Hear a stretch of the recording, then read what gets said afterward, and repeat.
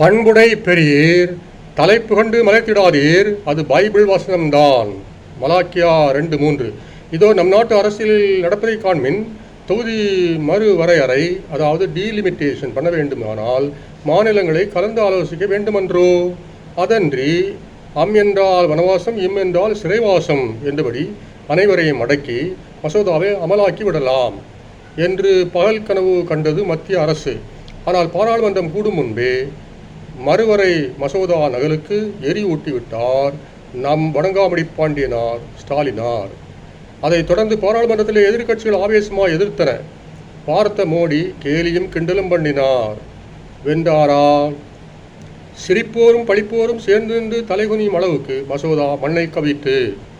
Bible பாணியிலே கூறுவதாக இருந்தால் எதிர்க்கட்சியினர் இணைந்து மத்திய அரசின் நெற்றியிலே சாணியை அள்ளி பூசிவிட்டனர். மலாக்கியா 2:3.